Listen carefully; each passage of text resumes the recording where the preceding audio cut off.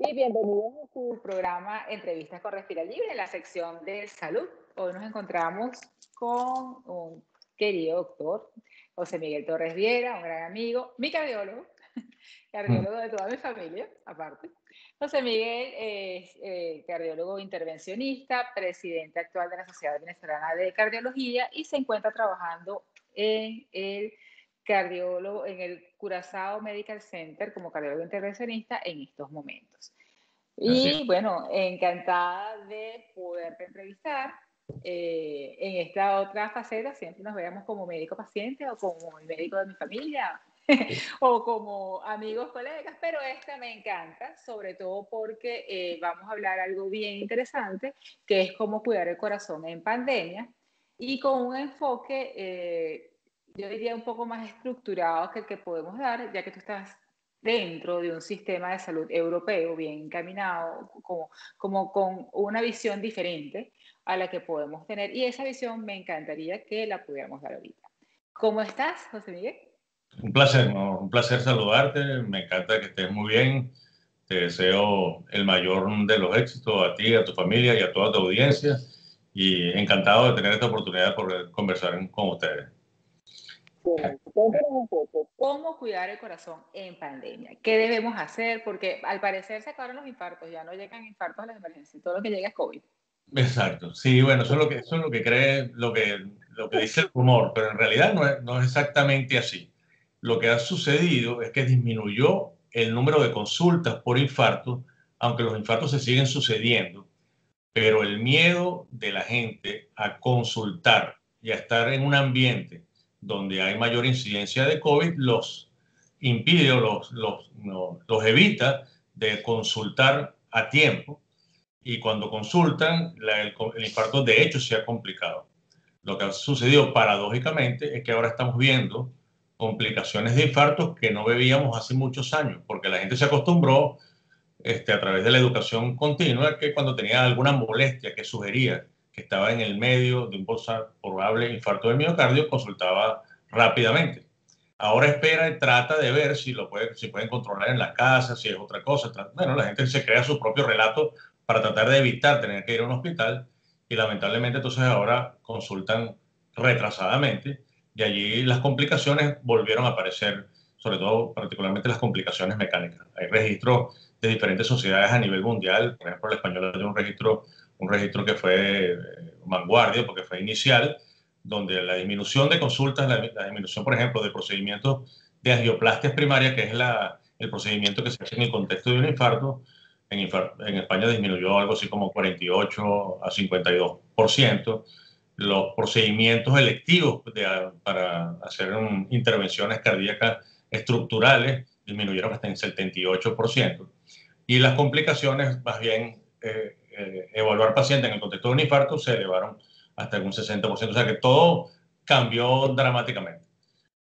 En lo que se logró el control epidemiológico, entre comillas, de la enfermedad, porque ahora estamos en un segundo brote. Bueno, algo de esto se estabilizó, y además la familiarización con el COVID ha permitido que la gente, claro, de alguna manera pierda un poco el miedo, aunque sigue existiendo muy grande, pero pierde un poco el miedo y se acerca con más precocidad a la emergencia, afortunadamente. No disminuyó la enfermedad. De todas maneras, se cree que hay algunas eventuales explicaciones. De todas maneras, tú te quitas a pesar de que cambias algunas cosas por otras. Tú tienes ahora ansiedad, miedo y aislamiento. Pero hay más familia, la gente está compartiendo más con su familia, puede de alguna manera quizás descansar un poco más y está sometido de alguna manera en menos intensidad al estrés propio del trabajo, porque no lo está haciendo, porque hace el trabajo dentro de su casa. Y no sabemos si alguna de esas circunstancias pudieran haber favorecido desde el punto de vista neurohormonal, que disminuyera un poco los triggers, los disparos que normalmente desencadenan los eventos agudos de infarto del miocardio. O sea, que pudiera haber una mezcla de las dos cosas: falta de consulta y alguna Mejoras. mejoras en la situación del hogar, si se puede decir, en el medio de esta pandemia. Incluso la dieta, ¿no? También la dieta un poco más Incluso, difícil. claro, pudiera haber mejorado, claro, porque simultáneamente ha habido muchas campañas de educación para que tú dentro de la casa mantengas algunas rutinas tal cual como si tuvieras trabajo, pero ahora puedes dedicarte un poco más a preparar comidas balanceadas, Hacer ejercicio. más saludables, hacer ejercicio tutoriado, porque, bueno, muchos gimnasios cerraron, muchos sitios para compartir deportes en equipo están cerrados, están de alguna manera restringidos, pero hay mucha tutoría en línea para hacer deporte, para hacer ejercicio, y la gente lo ha conseguido. Pues. Además, las tareas de la casa son bastante, bastante intensas. Si alguien tiene en su casa, además, bebé o niño pequeño, es realmente demandante y físicamente exigente. O sea que probablemente hay una incremento paradójico de la actividad. Una combinación que ha favorecido, aunque la consulta sea un poco más tardía. ¿Y cómo proyectamos nosotros, cómo podemos proyectar todo lo que es esta patología cardíaca en el próximo año, 1 o 2 años? Porque hasta que sea la vacuna en masa, esto es lo que va a seguir. ¿Qué consecuencias podría traernos a la población el estar con esta consulta tardía 1 o 2 años? ¿Iremos a hacer un retraso como teníamos antes de mayor cantidad de muertes que teníamos mucho tiempo que ya no se veía? ¿Cómo lo Sí, proyectan? pudieran sucederse dos cosas. Pudiera pasar, la enfermedad sigue sucediendo, lo que pasa es que no la estamos viendo. O sea, que está de alguna manera oculta. Y que tengamos una ola, ya no de COVID, sino una ola de enfermedades cardiovasculares crónicas que se representen ahora con las complicaciones de no haber tenido un seguimiento suficiente, de no haber sido tratadas oportunamente o de no haber sido intervenidas en el momento adecuado. Eso es una posibilidad. Amén de que ahora hay reportes más recientes de que el COVID puede afectar en un porcentaje significativo al corazón. Los porcentajes son muy variables, no podemos dar números porque seríamos muy arriesgados si vieran un número, pero hay un número significativo y más recientemente salieron números incluso en afección cardíaca tipo miocarditis en pacientes adultos jóvenes sanos, completamente atletas, en series pequeñas, pero donde un porcentaje tan alto como el 60% de esos atletas tenían signos en la resonancia magnética nuclear de haber tenido un toque miocárdico y que esos pacientes en la evolución de aquí a 1 o 2 años tengan alguna consecuencia mayor y entonces se presenten con cuadros de insuficiencia cardíaca. O sea que lo que viene pudiera ser un tanto complicado, esperamos que no, esperamos que la teleconsulta alcance, la verdad que por otro lado, la teleconsulta tiene un alcance enorme, porque la gente pudiera, necesita menos recursos para hacer esta conversación. O sea, si nosotros estuviéramos en Caracas, tú te hubieras desplazado a mi consultorio o yo me hubiera desplazado a tu consultorio o a tu estudio, eso consume gasolina, necesito un automóvil, necesito reservar el tiempo, pero en esto yo necesito un minuto para estar listo, ponerme una camisa, si no estaba, la gente sale en esta entrevista con chores y una camisa puesta y una corbata, pero inmediatamente yo podría tener disponibilidad de tener tu consejo, de poder hacer una consulta y quizás eso compense en algo la situación. Se han generado sistemas para que la teleconsulta permita que los pacientes puedan recoger sus medicamentos en la farmacia a tiempo, los dirigen directamente a la farmacia, o sea que no hay retraso. O sea que no sabemos qué tanto los mecanismos que estamos creando electrónicos para compensar van a lograr que nosotros logremos contener y que la ola no sea tan grande como estamos suponiendo. ¿Ah? Que la ola no sea tan grande. Exactamente, exactamente. Todos esperamos que sea así, que nosotros logremos controlar con algo el mismo medio electrónico nos ayude a ser mejores.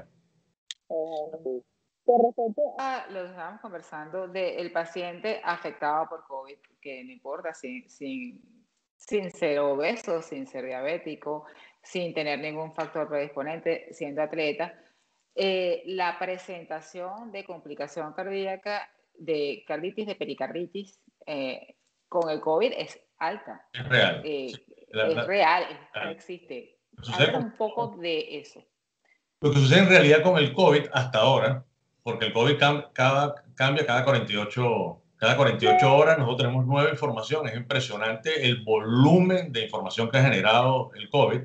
La velocidad con la que se genera la información es tremenda. De hecho, no la podemos manejar de manera oportuna y tenemos que tener cuidado cómo manejamos, porque cualquiera postea algo que crea terror y los demás lo repetimos y no sabemos realmente qué estamos diciendo.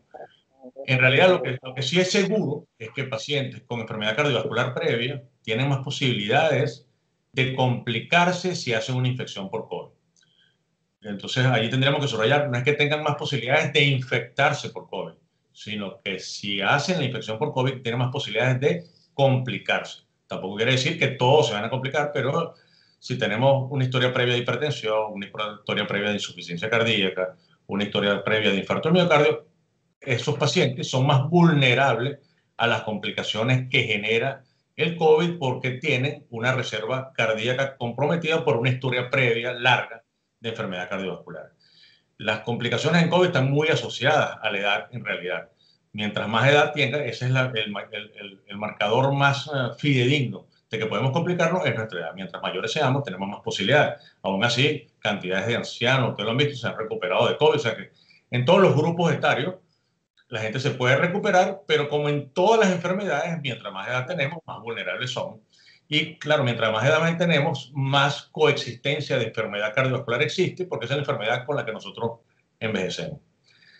Hay un grupo, hay un comportamiento bimodal, entonces hay un grupo de pacientes más jóvenes que pueden hacer toque cardíaco por COVID y hace una presentación clínica muy semejante a una miocarditis, y ahí entonces los hallazgos son un poco confusos porque no hay suficientes muestras de anatomopatológicas, de muestras de tejido cardíaco que hayan demostrado que el virus llega al miocito y se replica allí y se reproduce, pero el comportamiento clínico y el comportamiento de signos inflamatorios en la resonancia magnética nuclear es muy semejante al de una miocarditis. Entonces, al menos es una miocarditis light. O sea, igualito, se parece igualito, por decirlo de alguna manera. Y puede, entonces, bueno, desarrollar todas las complicaciones de una miocarditis, arritmias ventriculares malignas, puede ser insuficiencia cardíaca o compromiso de la función ventricular, tanto aguda como crónica, que es una de las cosas con las que temiéramos tener que lidiar a largo plazo.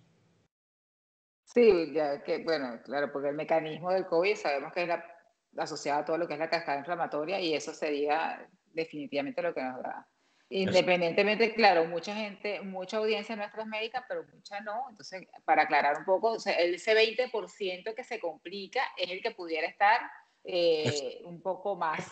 Hay algún número que nosotros tenemos que recordar, es que el 87% de los pacientes que padecen COVID se van a curar sin que nosotros hagamos ninguna intervención médica. O sea que la intervención es absolutamente general, es tutorear al paciente, darle confianza y acompañarlo, y el líquido, el reposo y los medicamentos para controlar malestar como acetaminofén o paracetamol van a ser suficientes para resolver. O sea que vamos a lidiar solo con el 15% de ellos. De esos solamente 5% van a ir a terapia intensiva. O sea que el número es muy poco. Lo que pasa es que los números totales son tan grandes que el miedo es que siempre ese número termine colapsando el sistema de salud. Pero son muchos más los que se curan que los que se complican y se mueren. Muchísimos más. Y eso es importante recordarlo para tratar de disminuir un poco el miedo en la población. Eso no quiere decir que vamos a salir como banderas a exponernos para ver cómo nos va con el COVID, porque no tiene ningún sentido, porque nadie sabe pronosticar quién se va a complicar severamente de la enfermedad. No hay ninguna manera de pronosticarlo. Así que la mejor manera es evitarlo. No hay ninguna cura mejor para el COVID, mejor que la vacuna, mejor que cualquier intervención farmacológica. La mejor manera es evitar la exposición al virus. Lavarnos las manos, utilizar mascarillas si estamos en grupos reunidos, evitar reuniones, por supuesto, mantener el aislamiento y la distancia social, hasta que sepamos cómo definitivamente se comporta esta enfermedad. Bueno, hasta que tengamos la vacuna, porque sí, simplemente no existe. Que Dios quiera sea muy pronto. Algunos dicen que va a ser muy pronto, otros dicen que no va a ser tan pronto, pero bueno, yo tengo confianza, hay muchos elementos ciertos, científicos, que apuntan a que va a ser mucho más pronto que las vacunas que siempre hemos considerado que toman demasiado tiempo. O sea, va a tomar tiempo, probablemente hasta finales de este año, el último trimestre, a principios del otro año, pero va a ser mucho, mucho menos el promedio en el que una vacuna se desarrollaba podía estar alrededor de 10 a 15 años, que era una cosa imposible, ¿no? En este momento eso se redujo 10 veces. O sea, estamos alrededor de que podemos obtener la vacuna en menos de un año a un año y medio, que es extraordinario, extraordinario. Sí, afortunadamente es así. Como presidente actual de la Sociedad Venezolana de Cardiología, los números que se manejan, la información que se está manejando a nivel de la sociedad con respecto a nuestra población, aunque este programa se ve, pues como es web, se ve en muchísimas partes, luego te voy a preguntar un poco de los números que están manejando a nivel de Curazao. En Venezuela, la cantidad o el porcentaje de pacientes que han presentado esa complicación cardiológica, ¿lo manejan? ¿Lo tienen o no está reportado? No Entiendes que el manejo de la información en Venezuela es muy errática desde hace muchos años, sí, pero claro. el COVID es aún peor. Pues. O sea, el COVID tiene asociado el terror de reportarse enfermo. O sea, la gente en Venezuela, como está en control absoluto del Estado, hasta las pruebas, las hospitalizaciones, a dónde van y dónde se quedan, la gente por temor no dice ni siquiera que tiene fiebre, no se atreve. De hecho, van a las consultas eh, simulando otros síntomas para cuando están frente a sus médicos contarles que tienen miedo de tener la enfermedad para que los ayuden, pero no pueden hacer reportes francos de lo que tienen o no. Entonces no hay ningún registro real de qué está sucediendo y cuál es la complicación cardíaca más frecuente. Honestamente no la tenemos. Okay. Y a nivel de la población donde estás trabajando en estos momentos, en Curazao, ¿algún porcentaje que tú estés manejando? No que nos refiramos a la literatura, como ya lo hemos conversado, sino que tú Claro. estés manejando un poco más. O sea que en Curazao, como tú bien decías, claro, esto es mucho más fácil de controlar que Venezuela, que está en continente. Las islas son más fáciles. Fíjate que las islas, por ejemplo, una de las experiencias más exitosas las tiene Nueva Zelanda. Las islas son más fáciles de controlar sus fronteras, son más fáciles de supervisar. Entonces, Curazao, paradójicamente, tiene una muy baja incidencia de COVID. Realmente ha sido extraordinariamente rara, está muy controlada. El número total de COVID en este momento en el Curazao está alrededor de 200, o sea, es menos de 200 casos reportados, lo que hace que prácticamente todos se han recuperado. Hay una sola fatalidad y se han hospitalizado quizás, no sé, quizás se han hospitalizado incluso menos del 5% de esos casos. Complicaciones cardiovasculares como tales de COVID, nosotros no hemos tenido oportunidades de asistir porque no, el paciente que falleció ciertamente hizo elevación de troponina, que es un marcador muy específico de daño miocárdico, pero lo hizo en el estadio avanzado de la enfermedad, donde la troponina siempre es un marcador de enfermedad. En la sepsis, en las infecciones graves en general, la troponina es un marcador de mortalidad, siendo un marcador cardíaco porque señala que la infección se extendió hasta el corazón de alguna manera y lesionó o comprometió su funcionamiento. Pero de resto ha sido muy... Por otro lado, en cambio, justo enfrente, en Aruba, en cambio, hay una gran cantidad de COVID positivo, para que tú veas cómo todo es tan paradójico y mucho tiene que ver cómo la población se maneja, cómo la población la informan y cómo las autoridades atajan el problema. Parece mentira, son dos islas igualitas, están bajo la misma, pero probablemente Aruba en algún momento abrió precozmente Sí, la frontera. confinamiento y bueno, está lidiando con un problema un poquito más complejo. Es así. Bueno, José Miguel, de verdad que la información ha sido bien, bien clara para tomar en consideración puntos que a lo mejor no se hablan de rutina ahorita con Así el es. COVID, porque está siempre todo es la parte respiratoria, la complicación que se hace a nivel pulmonar, la pérdida del olfato, que los otorrinos estamos actualmente de moda.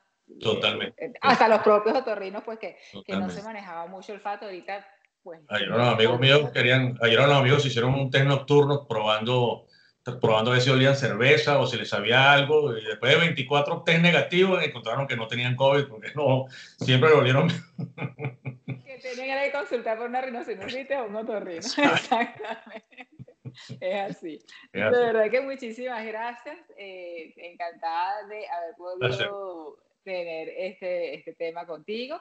Y bueno, espero que podamos seguir teniendo otras conversaciones sobre otros temas. Éxito en Curazao y de verdad que un abrazo bien fuerte. Todo lo mejor, un gran abrazo, el mayor de los éxitos, mi amor, el mayor de los éxitos, lo mejor para tu audiencia. Que estés muy bien. Saludos a la Muchas familia. gracias. Bye. Bueno.